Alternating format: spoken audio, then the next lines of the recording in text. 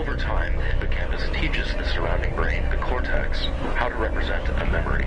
An alternative theory accounts for these discrepancies by proposing that the hippocampus selectively stores one type of memory, episodic, while the surrounding cortex stores another, semantic.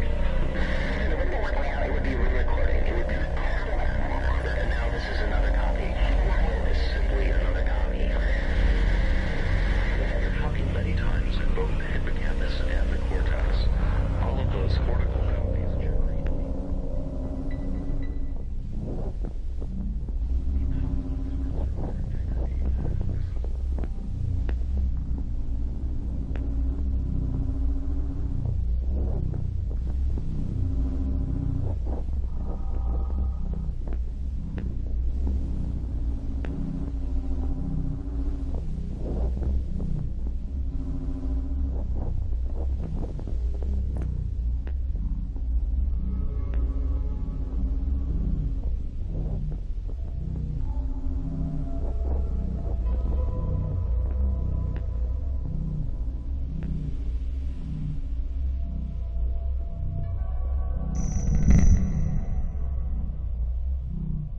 Then it must be possible.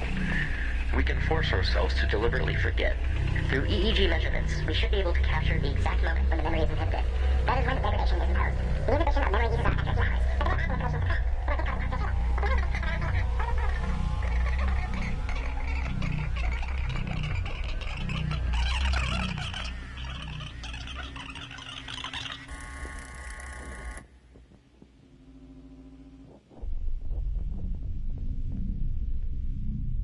They'll respond to your actions, but your own memories will drive behavior.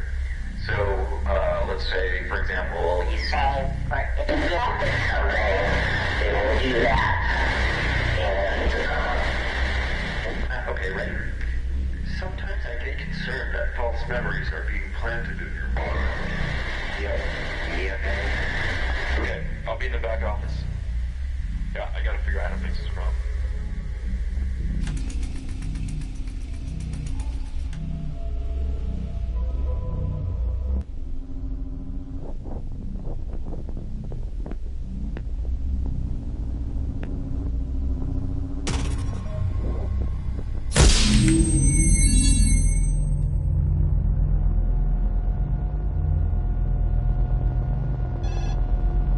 I know you're confused right now, how this all started. There was an accident. Do you remember what happened? It's your fault, you know. But we'll get to that later. Although, I'm a bit concerned. Sometimes the truth is not what we want to remember.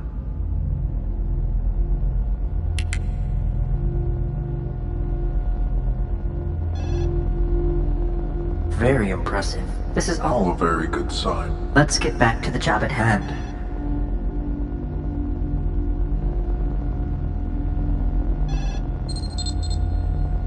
Sometimes repressed memories are the most significant.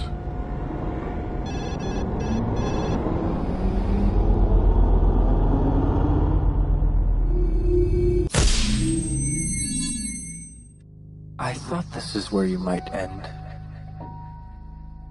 Hello, Doctor. I am you. Well, a recording meant of you, of yourself, but through a filter to mask our voice.